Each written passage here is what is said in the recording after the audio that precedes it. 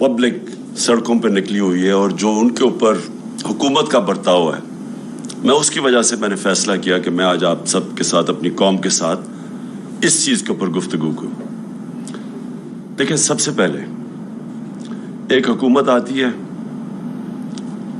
वाज़े एक international conspiracy के जरिए, और वो आके इस मुल्क के ऊपर जब जो हुकूमत बनती है 60% लोग जमानत पे, बड़े बड़े इस मुल्क के वो लोग जो 30 साल से करप्शन कर रहे थे वो ऊपर आके मुसल्लत हो जाते हैं। और वो मुसल्लत कैसे होते हैं कि लोगों के ज़मीर खरीदे जाते हैं, भेड़ बकरियों की तरह सियासतदानों को खरीदा जाता है, वो वहाँ ऊपर कायम हो जाते हैं। और उसके बाद बजाय ये कि लोगों के हालात बेहतर करें, या जो उन्होंने कहा कि महंगाई बहुत ज़्यादा है, तो इन्होंने महंगाई के ऊपर कोई प्लान लेके आना था, और या इन्होंने माइशत ठीक करनी थी, क्योंकि ये बड़े तजर्बाकार समझे जाते थे, क्योंकि 2 खानदान 30 साल से इस मुल्क के ऊपर हुकूमत कर रहे हैं। तो बजाय वो करने के जो इन्होंने हमारे सारा वक्त 3.5 साल तनकीद करते रहे कि जी बहुत महंगाई है, लोग पिस गए, इनको समझ नहीं है, माइशत को नहीं संभाल सकते, तो बजाय वो करने के सिर्फ और सिर्फ इन्होंने एक काम किया अब तक, और वो काम ये किया है कि 1100 अरब रुपए के अपने ऊपर जो करप्शन केसेस थे, अपने आप को NRO दे के वो माफ करवा लिए, और उसके अलावा इन्होंने इदारे तबाह किए हैं ताकि इनकी करप्शन बच जाए। FIA को तबाह, नैब तबाह, सारे जो सिविल सर्विस, पुलिस का इस्तेमाल लोगों को दबाने के लिए। तो सिर्फ और सिर्फ इनकी एक कोशिश थी, और वो प्लानिंग मैं बड़ी देर से लोगों को कह रहा था कि इनका सिर्फ मकसद हमारे खिलाफ जो सारी इकट्ठी भी हुई पार्टीज, जो लॉन्ग मार्चेस भी की, पीछे सिर्फ एक चीज थी कि किसी तरह ये हुकूमत जाए और ये आके अपने आप को NRO दे दे। अब क्या लोगों का गुस्सा क्या है कि आपने लोगों को तैयार किया कि जी बहुत ज्यादा महंगाई है, लोगों की मुश्किल हालात हैं, यहाँ जनाब लोग तबाह हो गए, और हर रोज इनकी स्टेटमेंट्स, महंगाई मार्च।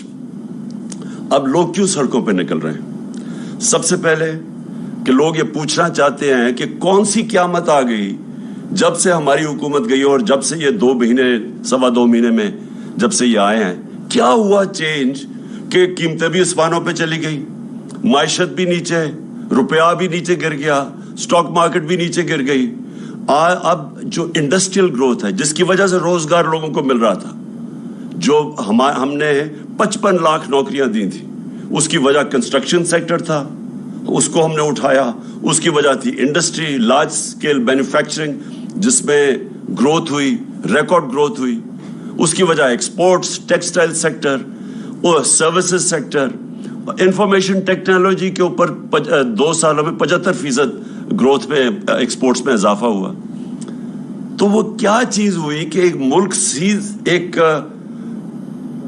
IMF भी कह रहा था कि सस्टेनेबल ग्रोथ पे निकला हुआ था, ज़राअत में रिकॉर्ड ग्रोथ हो रही थी, यानी फसलों के अंदर रिकॉर्ड ग्रोथ हो रही थी, क्योंकि हमने पूरा एक प्लान बनाया हुआ था, हमने अपनी ज़राअत को उठाने के लिए किसान की कैसे मदद करनी थी, उनके कितने कितने तरीके थे कि हमने कैसे खर्च करना था पैसा ज़राअत पे। देर के बाद ज़राअत ऊपर जा रही थी। वो कौन सी क़यामत आ गई कि 2 महीने में सारा कुछ ही नीचे चला गया, आसमान पे महंगाई पहुंच गई और जो माइशत है वो नीचे आ गई।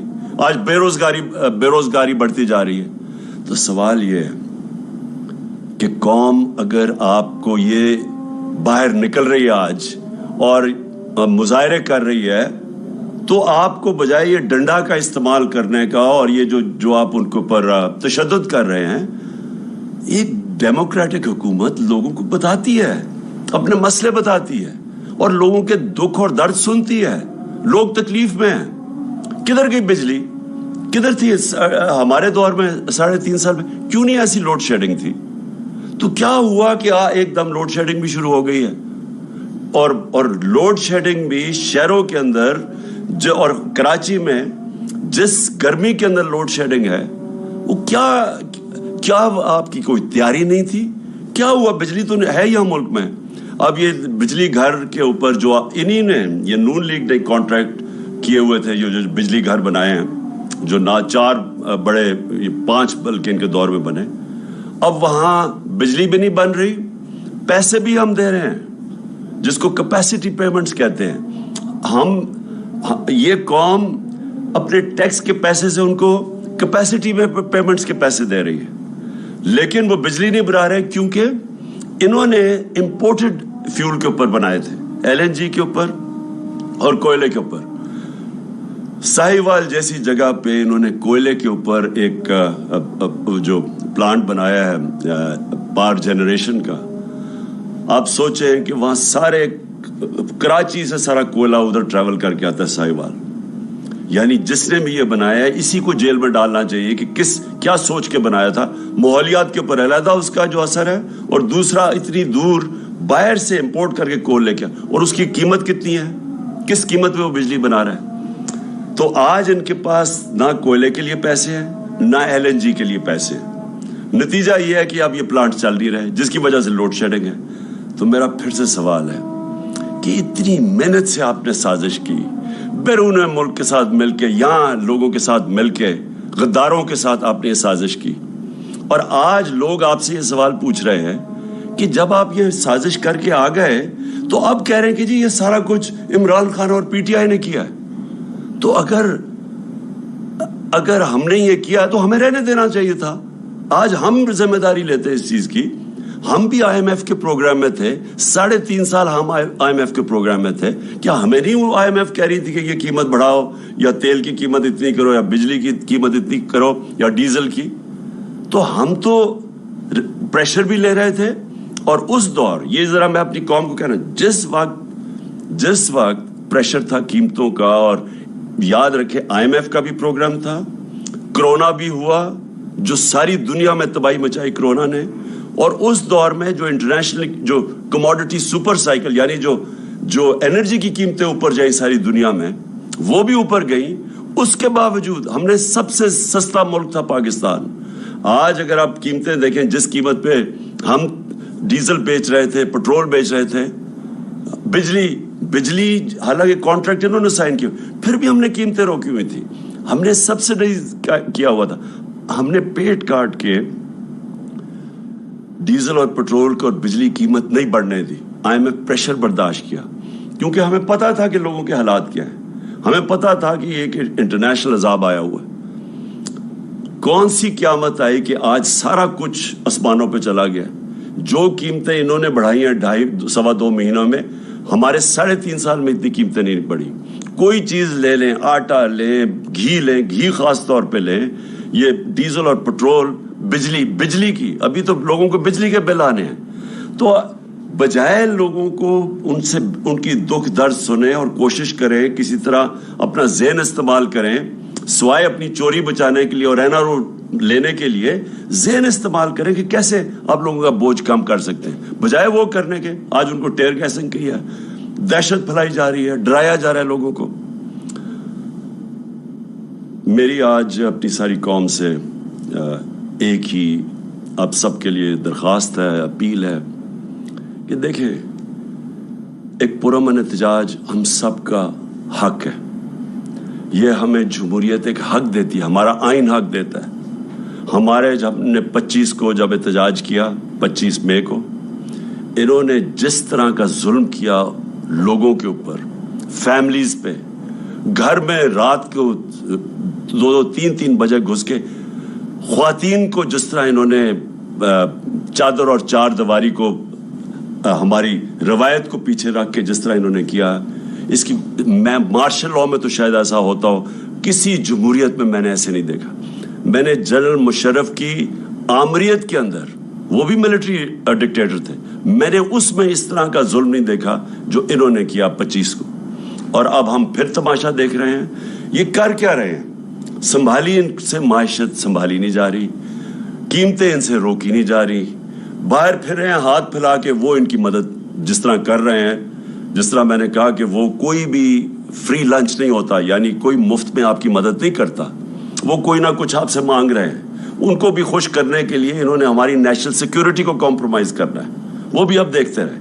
تو اب اگر ان کا خیال ہے کہ صرف ظلم کر کے اور تشدد کر کے کسی طرح لوگوں کو کنٹرول کریں گے. ایسے لوگ کنٹرول نہیں ہوں گے. ابھی مہنگائی جہاں تک ہمیں پتہ ہے جولائی میں اور بڑھنی ہے, کیونکہ انہوں نے جولائی میں جو LNG تھی وہ نہیں آ رہی. اب ان کے پاس جو یہ سمجھ رہے تھے کہ یہ باہر سے چیزیں, یہ فیول خرید لیں گے, یہ کوئلہ یا LNG, وہ ان کے پاس وہ وسائل نہیں ہے کیونکہ قیمتیں اوپر چلی گئی ہیں. لہٰذا میں آج اپنی ساری قوم کو کہہ رہا ہوں کہ میں 2 تاریخ کو ہفتے کی شام کو اسلام آباد میں انشاءاللہ ایک تاریخی ہم کریں گے پروٹیسٹ پرامن, جو ہمیشہ ہم کرتے ہیں پرامن پروٹیسٹ. ہم سارے شہروں کے اندر بھی اب لوگوں کو کہہ رہے ہیں کہ پروٹیسٹ کریں. پشاور, لاہور, کراچی, ملتان, کوئٹہ, جتنے ہمارے بڑے شہر ہیں ادھر بھی ہم پروٹیسٹ کر رہے ہیں اور ہم یہاں پریڈ گراؤنڈ پہ کریں گے. میں یہ چاہتا ہوں کہ ایک زندہ قوم بن کے ہم سارے ان پروٹیسٹ میں شامل ہوں. ہم توڑ پھوڑ نہ کریں کیونکہ اپنے ملک کو ہی نقصان پہنچتا ہے, لیکن پرامن احتجاج ہم سب کریں بتانے کے لیے کہ ایک جمہوریت میں یہ ہمارا حق ہے اور حکومت کا فرض ہے کہ وہ لوگوں کی آواز سنیں. حکومت ڈنڈے سے کبھی بھی جمہوریت نہیں چلتی. حکومت اگر ڈنڈے برسائے گی اور ٹیئر گیس کرے گی, جمہوریت ایسے نہیں چلتی. جمہوریت چلتی ہے اخلاقی قوت سے, جسمانی قوت سے جمہوریت نہیں چلتی. وہ ڈکٹیٹرشپ چلتی ہے, وہ بادشاہ سے چلتی ہو. جمہوریت چلتی ہے اخلاقی قوت سے. اس گورنمنٹ کو بتانا پڑے گا کہ کیا طریقہ ہے ان کا, اس قوم کو جو ایک دم آپ نے یہ سازش کر کے, اور سازش کر کے انہوں نے سب سے پہلے پاکستان میں ایک سیاسی بحران پیدا کیا. سری لنکا کے اندر پہلے معاشی بحران آیا, پھر سیاسی بحران آیا. پاکستان کے اندر پہلے سیاسی بحران پیدا کیا گیا سازش کر کے, جب ملک بالکل ٹھیک چل رہا تھا. ہماری پوری پلاننگ ہوئی تھی, جس طرح میں نے کہا ہم نے روس سے تیل لینا تھا. ہم نے ہندوستان کی طرح اپنے لوگوں کے اوپر بوجھ نہیں پڑنے دینا تھا جو دنیا عالمی منڈی میں تیل مہنگا ہوا ہے. ہمارا پورا پلان بنا ہوا تھا. انہوں نے پہلے ہماری گورنمنٹ پہلے سازش کی, ڈی سٹیبلائز کیا ملک کو, بحران پیدا کیا. اس کے بعد یہ معاشی بحران آیا اور یہ اب ان کے کنٹرول میں نہیں ہے. اور میں واضح کر دوں پھر سے, میں نے اور پھر شوکت ترین کو بھی میں نے کہا کہ نیوٹرلز کو بتاؤ کہ بڑا اچھا آپ نیوٹرل بننا چاہتے ہیں, لیکن یہ یاد رکھیں کہ ملک بہت بڑی قیمت ادا کرے گا اس یہ جو اب پولیٹیکل ڈی سٹیبلائزیشن, یہ جب سیاسی بحران آئے گا, اس کی ملک قیمت ادا کرے گا. اور ان سے مجھے پتا تھا نہیں سنبھالا جانا, کیونکہ شہباز شریف کی تو ساری ڈیولپمنٹ اشتہاروں میں ہوتی ہے. صحافیوں کو پیسے دے دیے, PR کر دیے, کبھی 50 ارب کے اس نے اشتہار دیے, اس کے اوپر ہوتی ہے. یہ جو ایک دنیا کے اندر کرائسس آئے جو ہم بڑی مشکلوں سے نکل رہے تھے اس میں سے, اور نکلتے گئے. اللہ کا کرم ہے, جس طرح ہم کورونا سے نکلے, دنیا مثال دیتی ہے پاکستان کی. ہم نکلتے جا رہے تھے اور ہمیں پتا تھا کہ اگر ایک دفعہ سیاسی بحران آیا یہ ہونا ہے, کیونکہ ان کی تو نیت ہی کبھی نہیں تھی, نہ ان کی صلاحیت تھی ملک کو بحران سے نکالنے کی. ان کو تو ہمیں پتا تھا یہ کس لیے آ رہے ہیں, وہ انہوں نے کر دیا. 1100 ارب روپیہ اپنا انہوں نے معاف کروا لیا. 1100 ارب روپیہ, اس کا آدھا بھی اگر ہم سبسڈائز کر دیں تو لوگوں پہ بوجھ نہ پڑے. 500 ارب کی اگر ہم سبسڈی دے دیں اس وقت بجلی اور تیل پہ, ہم روک سکتے ہیں یہ جو پریشر پڑا ہوا ہے عوام پہ. لیکن وہ پیسہ ہضم کر گئے ہیں اور سارا بوجھ انہوں نے عوام کے اوپر ڈال دیا. تو میں اس لیے اپنی ساری قوم کو آج اپیل کر رہا ہوں اور درخواست کر رہا ہوں کہ دیکھیں, ہم توڑ پھوڑ سے ملک کو نقصان ہوتا ہے, لیکن جو ہم کر سکتے ہیں ہم نکلیں, پرامن احتجاج کریں, لوگوں کو بتائیں کہ ہم ایک زندہ قوم ہے. ہم یہ چپ کر کے یہ ظلم جو کر رہے ہیں اس ملک پہ کہ خود اپنے آپ کو اربوں روپے کی کرپشن بچائیں اور یہاں اس ملک پر بوجھ ڈالیں, ہم یہ برداشت نہیں کریں گے. اور یہ جو ایک آخر میں انہوں نے ایک ڈرامہ شروع کیا ہے کہ پاکستان کو انہوں نے نکالنے کے لیے کوئی احسن اقبال نے کوئی ڈرامہ شروع کیا ہے کہ ہم اکانومی کو کیسے ریوائیو کریں گے. اگر آپ نے وہ بجائے یہ سارے پیسے خرچ کر کے یہ ڈرامہ کرنے کے, میں آپ کو آخر میں بتاتا ہوں کہ آپ کیسے آپ کے پاس ایک ہی طریقہ ہے کہ ہماری معیشت کو ٹھیک کیسے کر سکتے ہیں. زرداری خاندان اور شریف خاندان کو جو باہر اربوں ڈالر پڑا ہے, آپ آدھا ہی واپس لے آئے نا تو وہ یہ بحران سے نکل سکتا ہے. صرف ایک راستہ ہے, باقی آپ کے پاس اور کوئی دوسرا راستہ نہیں ہے. اور قوم کے پاس صرف ایک راستہ ہے, صاف اور شفاف الیکشن. صاف اور شفاف الیکشن کے بعد علاوہ کوئی اور دوسرا راستہ آج نہیں ہے. جو پنجاب کے اندر ہو رہا ہے, 2.25 مہینے سے ایک غیر آئینی, ایک ان لافل گورنمنٹ وہاں بیٹھی ہوئی ہے حمزہ شریف کی. اس کی کوئی بنیاد نہیں ہے, کوئی آئینی ان کو حق نہیں ہے. شکر ہے وہاں عدالتوں نے اب پہلے تو الیکشن کمیشن کو ایکسپوز کر دیا کہ انہوں نے غیر آئینی طریقے سے ہمارے 5 ریزرو سیٹس کو موقع نہیں دے رہے تھے. وہ شکر ہے عدالت نے ان کو ایکسپوز کر دیا, کیونکہ الیکشن کمیشن اتنی, میں نے اپنی زندگی میں ایک جانبدار, ایک بائس الیکشن کمیشن میں نے نہیں دیکھی جو ایکسپوز ہوتی جا رہی ہے. دوسری چیز, اب پنجاب کے اندر لگ رہا ہے کہ اب حمزہ شریف کی حکومت نہیں رہے گی.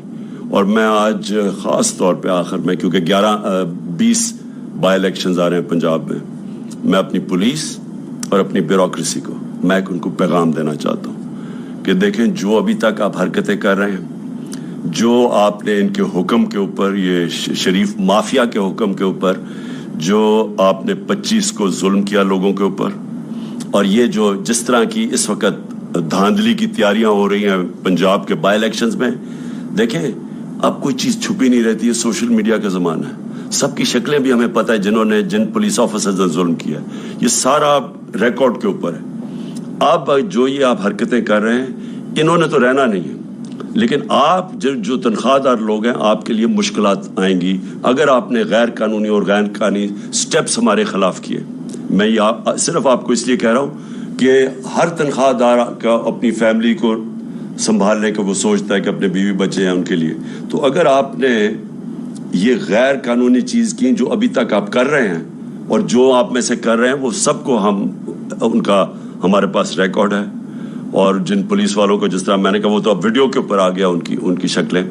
تو دیکھیں یہ ملک بڑی تیزی سے نیچے جا رہا ہے اس سازش کی وجہ سے اور ان لوگوں کی وجہ سے.